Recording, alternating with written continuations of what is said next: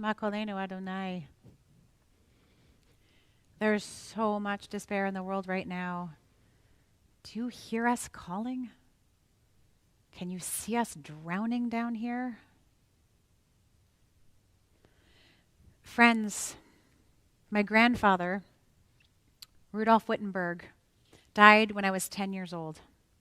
He was a poet, an accomplished pianist, a therapist, always an imposing man to my little girl eyes, bald, intense, distant. He was my mysterious grandfather in New York, not someone I knew well or understood, but I loved him nonetheless. My clearest memory of him is when we were visiting one year, and he took me on a walk in the cold. I wanted to know if it would snow, and he told me that yes, it would. How do you know? I asked. And he replied that he had talked to the weatherman and requested snow for his granddaughter. I didn't believe him until just a few moments later, when snow came down from the sky as if on command. In that moment, he also became my magical grandfather.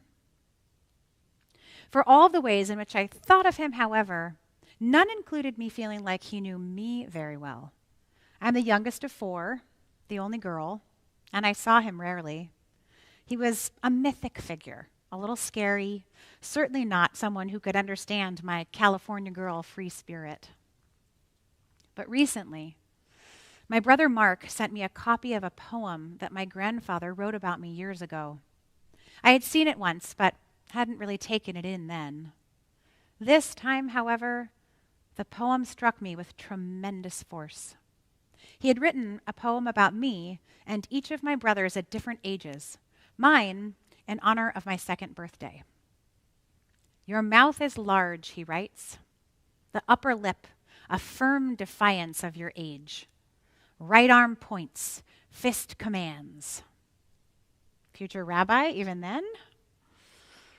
I've read this poem dozens of times, marveling every time that this mysterious man, about whom I knew so very little, saw me so clearly at 2 years old. He was always watching, always observing all sides of the people around him. My brother's poems were even more astute because he knew them better than he knew me. He saw my brother Mark's observant, ever-questioning gaze, my brother Paul's quick wit and deep knowledge of himself and the world around him, and my brother Mike's keen mind and agile body. We rarely saw our grandfather, but boy did he see us, all parts of us. He saw my demanding little fist that would turn into my desire to lead, and my brother's complex personalities that would blossom into who they became. He saw us completely, even then. Isn't this kind of knowing, this seeing, exactly what we are all yearning for today? We're terribly afraid of it, scared to reveal who we really are, even to the source of life.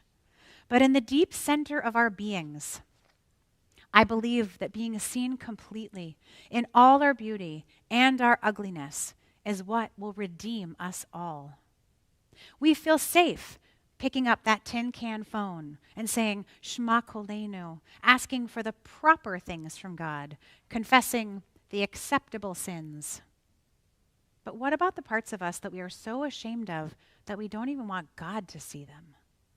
What about the part that admits that we don't even know if God is there? How do we stand naked before God in all of our imperfect glory, especially in this culture in which we find ourselves, where one bad decision, one bad moment can be broadcast across the world and we can get canceled for it? Where's the forgiveness in that? It takes so much courage to be a vulnerable human being. In one of the earliest and most famous passages in the Torah, we find the story of Adam v'Chava, Adam and Eve, the wily serpent and the tree of the forbidden fruit. God tells Adam and Eve, of course, that they will die if they eat of the fruit of the tree of knowledge. But the serpent appears and says, No, you have it all wrong. You won't die if you eat of that tree. God forbade you to eat of it because God knows that once you do, Your eyes will be opened, and you will be like divine beings who know good and bad. God knows that you will see each other in the world as it really is, clearly, if you eat from that tree, the serpent says. And of course, after they've tasted its delicious nectar, they realize that they are naked, and they rush to cover their bodies, to cover up their newfound vision and clarity. And now, along comes God looking for them. So what do Adam and Chava do? They hide from God. Ayeka, God asks, where are you? What happened to you? I heard the sound of you in the garden, and I was afraid because I was naked, so I hid, Adam replies. To which God answers with a famous verse of Torah, Mi higid lecha ki erom ata. Who told you that you were naked? Did you eat from the forbidden tree?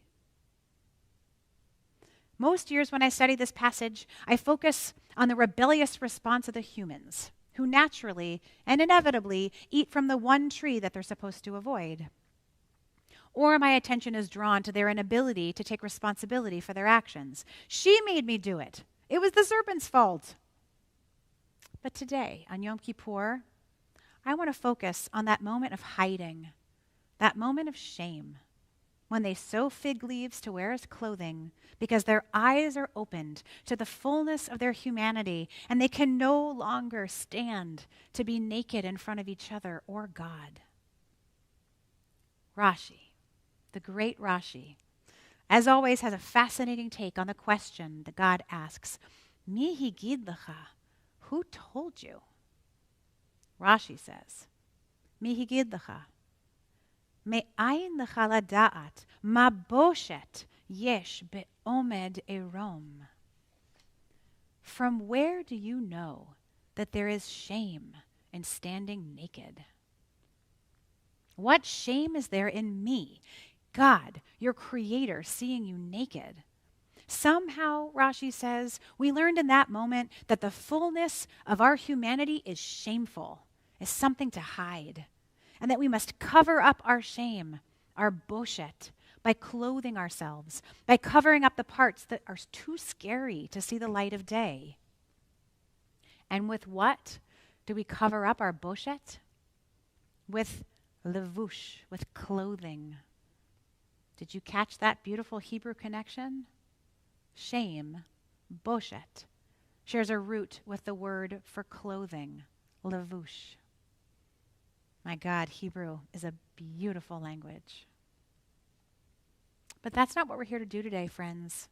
We're not here to cover up our shame and our guilt and our darkness, to punish ourselves as God did that day and kick ourselves out of Eden. No. We're here to shine a bright light upon all of who we are so that we can be free. Freedom is the goal today. Freedom achieved by baring our souls and saying, this is me. It has been me from the time I was born, and I refuse to allow my inner critic, my inner voice of shame, to say that only my shiny parts deserve to be seen. In author Glennon Doyle's memoir, Untamed, she reveals the lifetime that she spent trying to be someone she was not, trying to cover up who she really is in an attempt to be who she thought she was supposed to be. I spent years with my head in a toilet trying to be light, she says. I drank myself numb for a decade trying to be pleasant. I've held my tongue so hard I tasted blood trying to be gentle. I spent thousands on potions and poisons trying to be youthful. I have denied myself for decades trying to be pure. What would happen if we all just listened to our inner wisdom and broke down our walls and tried to be who we are actually meant to be? If you're a parent, then you know how clearly you saw your children from the time they were tiny, how you were able to love them completely, even the impossible parts. We spend our whole lives trying to get back to that place of acceptance, and so few of us ever make it there because it's so hard to offer that compassion to ourselves. I saw this over and over again in the 80 personal confessions that I received from you this week. 80 expressions of pain and guilt and regret that we will share tomorrow morning. We are so hard on ourselves. We see this desire for acceptance, this yearning all over the Torah. Jacob, when he's wrestling with a divine being, refuses to give up, not until he wins, but until he's blessed. In fact, he doesn't even win the fight. He gets permanently injured in his dark night of the soul, but he won't give up until the divine being blesses him, blesses all of him, even his injured parts. And what does he name the place after the night is over? Peniel, meaning I have seen a divine being, panim el panim, face to face, and yet my life has been spared. Or in Exodus 25 and Parshat Truma, when God is giving the Israelites instructions on where to place the 2 cherubim on top of the ark. You might assume that they should be placed with their eyes lifting up to the heavens, up to God, or out to the congregation. But no, the cherubim are meant to face one another. Ufnehem ish el achiv, the Torah says, and each cherub should face his brother. And what will happen there, in between the 2 cherubs looking into each other's faces? V'dibarti itcha me'al hakaporet, mibein shnei hakruvim. There I will meet with you, God says. It turns out that God lives deep within us, even in our most hidden places. The Torah affirms for us over and over again that the path to true union, to freedom with God or with another being, is through seeing the other, panim el panim, face to face. And yet, we walk around with spiritual masks on all the time, covering ourselves, keeping our hidden secret parts hidden. How are we supposed to heal if we aren't willing to be revealed? In his poem, Dropping Keys, 14th century Persian mystic and poet Hafiz lays it bare for us. The small woman builds cages for everyone she knows, while the sage, who has to duck her head when the moon is low, keeps dropping her keys all night long for the beautiful, rowdy prisoners. I want to be a beautiful, rowdy prisoner. Or maybe I want to be the sage. You want to join me? What would it mean to take off our masks of shame? Not our real masks, those we need to keep wearing to protect everyone around us, but our spiritual masks, the barriers between us and what we so deeply desire. So much of our liturgy is written in the plural, in the we. Our God, our Redeemer, help us, bless us, Avinu, Malkeinu. We pray in community because it is here that we hold each other up. But do we also pray in the plural to hide in the herd? We waste so much time and energy trying to cover up who we really are when what we crave is deep connection. How would it feel to get back to Eden, not to a place of perfection, but to a place where everyone is seen completely and no one feels the need to hide? What if Eve's thirst for the delicious fruit was not a transgression, but an expression of her true desire?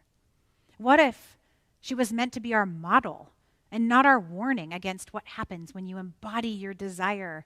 And we could say instead, as Glennon Doyle does, own your wanting, eat the fruit, let it burn. How would that interpretation of this foundation story change the trajectory of so many lives? And how is communal prayer stopping us from saying, this is all that I have, take it or leave it? Actually, please take it. Please accept me. We are waiting for hope and acceptance, God. Can you please offer it to us? At the Supreme Court memorial service for Ruth Bader Ginsburg last week, Rabbi Lauren Holtzblatt spoke beautifully about how Justice Ginsburg was born into a world that did not see her, Yet she saw beyond the world's blindness and had a vision of what it could and should be. Her life's work was to insist that we the people would include all the people, Rabbi Holtzblatt said.